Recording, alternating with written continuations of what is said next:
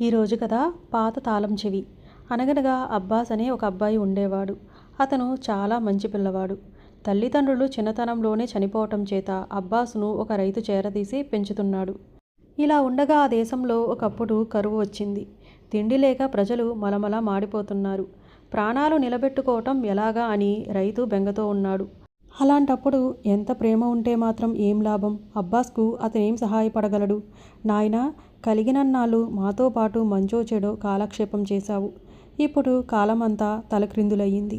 ఏమైనప్పటికీ ముసలివాళ్ళం. మేమెక్కడికి కదిలిపోలేము. ఇక్కడ మాతో మగ్గిపోవటం కంటే కుర్రవాడివి కావటం వల్ల కాటకం లేని మరో దేశం చేరుకుని బాగుపడటం మంచిది కదా. నా మాట విని నువ్వు వెళ్ళు. నీకు మేలు జరుగుతుంది అని చెప్పి దీవించాడు. ఆ ప్రకారం అబ్బాస్ బయలుదేరి అలా సాగిపోయేసరికి అతనికి ఒక పాడుబడిన కోట కనిపించింది. అది చాలా పురాతనమైన కోట. అలసి ఉన్న అబ్బాస్ ఆ పాడుబడిన కోటలోనే పడుకునేసరికి నిద్ర పట్టేసింది. నిద్దట్లో అతని భుజానికి ఏదో బరువుగా తగిలేటప్పటికీ కళ్ళు విప్పి చూశాడు. ఒక చెయ్యి ఆకారము, అందులో ఒక వెలుగుతున్న దీపము అతనికి కనిపించాయి. కనపడటమే కాదు, ఆ చెయ్యి కదిలింది. ఈ చిత్రం చూసి ఆశ్చర్యపడి అబ్బాస్ ఆ వెలుగు వెంబడే వెళ్ళగా ఒక గొప్ప భవనం కనపడింది. అతను అందులోకి వెళ్ళాడు. ఆ భవనంలో లెక్కలేనన్ని గదులు ఉన్నాయి. ఒక విలాసమైన గదిలో 1000 రకాల పిండి వంటలతో సహా భోజనం సిద్ధంగా ఉంది. అబ్బాస్ కడుపు నిండా భోంచేసి మళ్ళీ వెలుగును వెంబడించాడు. అందచందాలతో అమిరి ఉన్న మరొక గదిలో రకరకాల దుస్తులు ఉన్నాయి. అబ్బాస్ తన పాత బట్టలు విడిచి అక్కడే ఉన్న మంచి బట్టలు వేసుకుని ముస్తాబయ్యాడు. అక్కడే ఉన్న హంసతూలిక తల్పం మీద హాయిగా నిద్రపోయాడు. మరునాడు ఉదయాన ఆ చెయ్యి మళ్ళీ కనబడి, అబ్బాస్, నువ్వు చాలా ధైర్యవంతుడివి.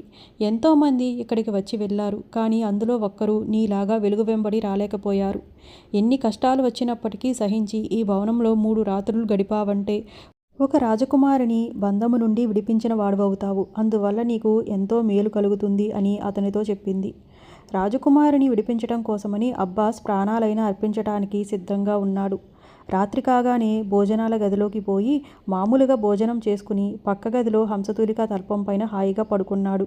అర్ధరాత్రి సమయాన ఒక పెద్ద సైన్యం వచ్చి వాళ్ళ చేతుల్లో ఉన్న గదలతో ఎముకల్లోకి సున్నం మిగలకుండా అబ్బాస్ను చితక్కొట్టారు. కానీ మరునాడు పొద్దున్నే ఆ చేయి మళ్ళీ కనపడి తాను తెచ్చిన మందు పసరలు అబ్బాస్ ఒంటికి రాయగానే ఆ రాత్రి అతను తిన్న దెబ్బలన్నీ ఎక్కడివక్కడే మాయమయ్యాయి. రెండో రాత్రి కూడా పటాలం మళ్ళీ వచ్చి అతనిని మొదటి రోజు కంటే గట్టిగా కొట్టారు. కిక్కురు మనకుండా అబ్బాస్ దెబ్బలన్నీ ఓర్చుకున్నాడు. మరునాడు ఉదయాన మళ్ళీ ఆ చేయి వచ్చి మందు రాసింది. మూడో నాడు మళ్ళీ వచ్చి కింద మీద చూడకుండా అబ్బాస్ను చావబాదారు. నోరు మెదపకుండా అతను ఆ బాధలన్నీ సహించాడు. మామూలుగా ఆ చెయ్యి మరునాడు వస్తుందని అబ్బాస్ కనిపెట్టుకుని ఉన్నాడు. కానీ అతను అనుకున్నట్టు రాలేదు. ఏమిటా అని అతను ఆలోచిస్తూ ఉండగా దబాలున తలుపు తెరుచుకుని ఒక రాజకుమారి అక్కడికి వచ్చింది. ఆమె తనతో తెచ్చిన మంత్రజలం అతనిపై చిలకరించేసరికి తక్షణమే అతని శరీరం మీద దెబ్బలు పోయి అబ్బాస్ మామూలు మనిషి అయ్యాడు. ఆ సుందరి తన చరిత్ర అంతా అతనికి వినిపించింది. నేను ఫలానా దేశపు రాజకుమార్తెను. శత్రురాజులు నన్ను ఇక్కడికి రప్పించి బంధించారు. వాళ్ళు ప్రయోగించిన మంత్రాల వల్ల ఎన్నేళ్ల నుంచో మైకం కమ్మి నేనిక్కడే పడి ఉన్నాను. నన్ను విడిపించటానికి ఎంతోమంది వచ్చారు. కానీ మొదటి రాత్రి దెబ్బలకే తట్టుకోలేక పారిపోయేవారు. నీవు వాళ్ళు దెబ్బలు తిని సహించగలగటం వల్ల వాళ్ళ మంత్రబలం తగ్గి నా మైకం మాయమైంది. మనిద్దరం ఇప్పుడు మా తండ్రి భవనానికి వెళ్ళిపోవాలి అని ఆనవాలు చెప్పి ఆమె అదృశ్యమైపోయింది. ఆమె అలా అదృశ్యం కాగానే అబ్బాస్ పాడుకోటలో మురికి బట్టలతో మిగిలాడు. రాజకుమారి తన తండ్రి భవనం చేరుకుని అబ్బాస్ కోసం ఎంతో కాలం ఎదురుచూసింది. చివరకు నిరాశతో పెద్దలు ఆమెకు మరొక సంబంధం నిశ్చయించి ప్రదానం చేసుకున్నారు. పెళ్లి రోజు వచ్చింది. ఊరేగింపుకని ఆమె అంబారి ఎక్కబోతూ ఉండగా తాను ఎవరికోసమైతే ఇంతవరకు తప్పించిందో ఆ అబ్బాస్ చింకిగుడ్డలతో విచారముఖంతో కోట గుమ్మానికి ఎదుట కనిపించాడు. అబ్బాస్ ఎందుకు వచ్చాడో రాజకుమారికి తప్ప మరెవ్వరికీ తెలియదు. అతనిని చూడగానే ఆమె పెళ్ళికొడుకుని ఒక ప్రశ్న వేసింది. ఇందాక నా పెట్టె తాళపు చెవి కనపడకుండా పోయింది. అది పోయింది కదా అని కొత్త చెవి చేయించాను. కొత్తది చేయించిన వెంటనే పాత తాళపు చెవి దొరికింది. మరి ఇప్పుడు నేను ఇందులో ఏది వాడటం న్యాయమో చెప్పండి అని అడిగింది. అందుకు అతను పాతది ఉపయోగించటమే సబబు అని జవాబు చెప్పాడు. వెంటనే రాజకుమారి అబ్బాస్ను చేయి పట్టుకుని తీసుకువచ్చి అతను ఎవరో, ఏ విధంగా తనను రక్షించాడో ఆ సంగతులన్నీ చెప్పేసరికి అందరూ ఆశ్చర్యపోయారు.